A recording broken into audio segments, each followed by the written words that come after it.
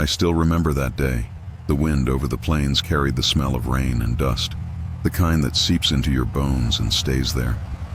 The sky above my ranch stretched wide and endless, the color of worn denim, and I thought it would be just another quiet evening. But fate never knocks before it walks through your door. I was out mending the fence near the west pasture when I heard it, a faint cry, carried by the wind. At first I thought it was a calf. The coyotes had been active that week. But when I walked closer, boots crunching over the dry earth, I saw a small figure stumbling along the dirt road. A little girl, no more than 7 or 8, her dress torn, cheeks streaked with mud and tears. "Hey there, sweetheart," I called softly, raising my hand so she wouldn't be scared. "You lost?" She froze like a wild deer. For a moment, she looked ready to run. But then her lower lip quivered, and she whispered, "I can't find my daddy." That hit me harder than I expected. I knelt down to her level, keeping my voice steady. "What's your name, honey?" "Lila," she sniffled.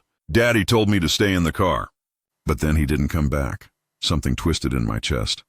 The sun was sinking behind the hills, and the last thing I was about to do was leave a child alone out here in the middle of nowhere. "Well, Miss Lila," I said gently, "how about we get you warm and fed? And then we'll find your daddy together, all right?" She nodded, clutching her little backpack like it was her whole world.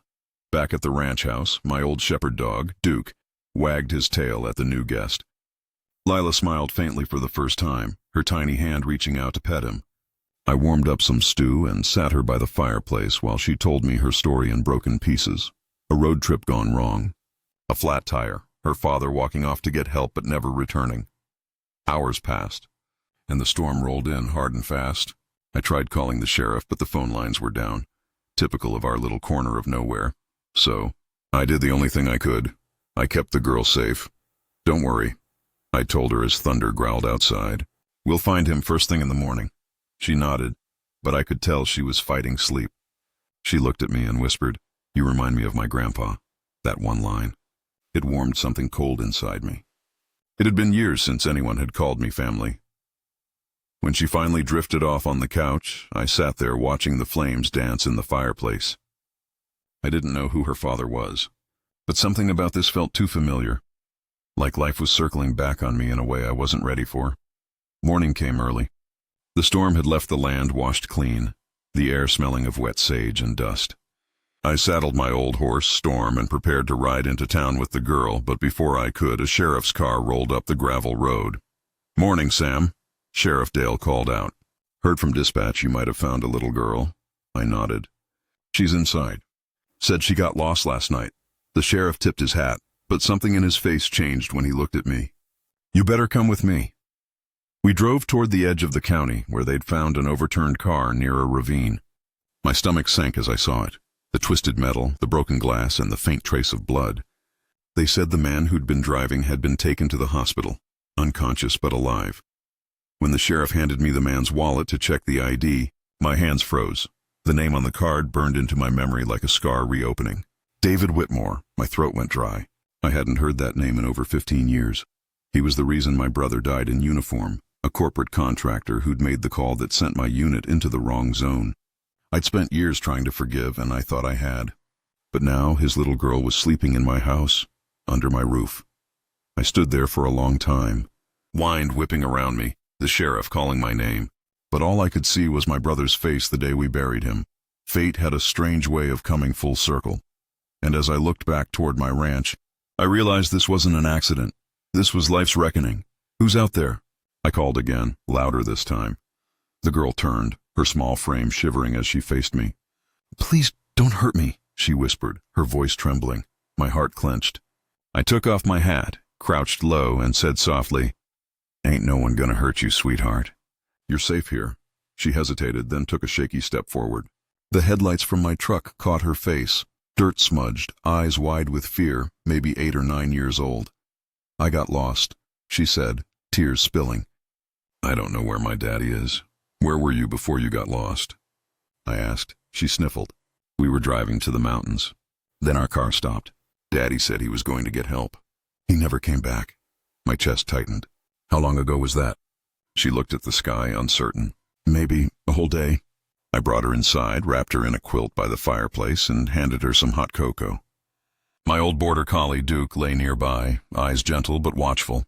"What's your name, little one?" "Emily," she said. "Emily Hayes." I froze. Hayes, that name hit me like a hammer to the ribs. "You said—" "Hayes?" I repeated slowly. She nodded, sipping the cocoa with both hands. "My daddy's name is Richard Hayes. He wears a suit.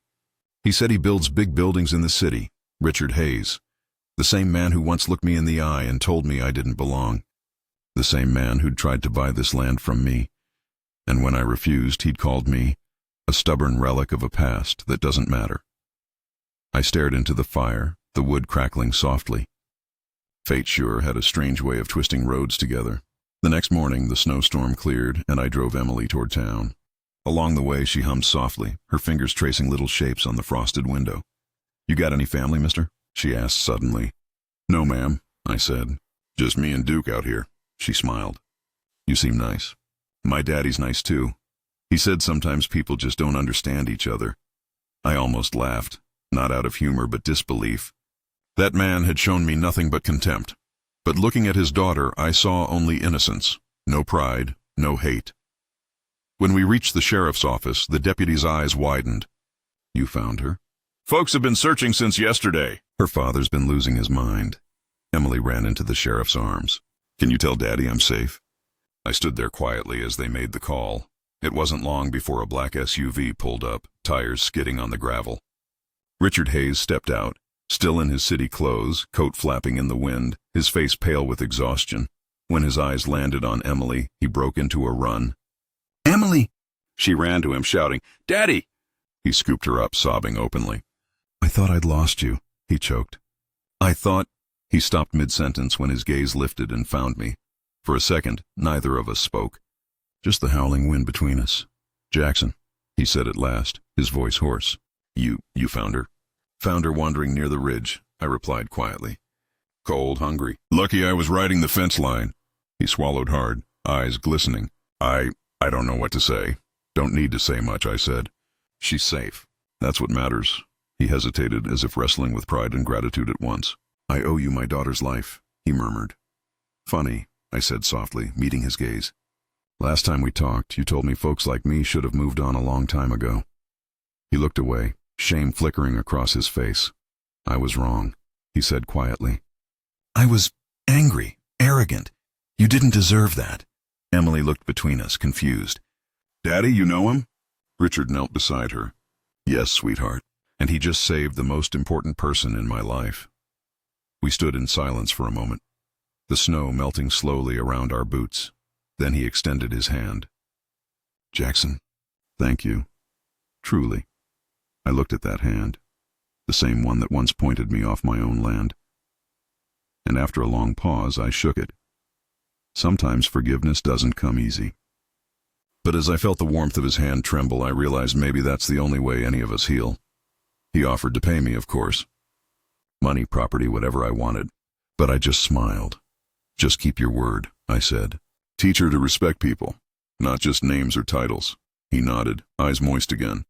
"I promise." As they drove away, Emily pressed her little hand against the back window, waving. I lifted my hat, smiling despite the ache in my chest. When the SUV disappeared down the road, I turned back toward my land, my home. The sun broke through the clouds, casting long golden beams across the snow. I whispered to Duke, "Guess the good Lord still has a sense of irony, huh?" He wagged his tail. Sometimes life circles back to the same people, not for revenge, but for redemption. That day, I realized something I hadn't in years. Every act of kindness, no matter how small, plants a seed in the heart of someone who might one day need it most. And maybe that's what keeps the world turning. Not power, not money, but grace.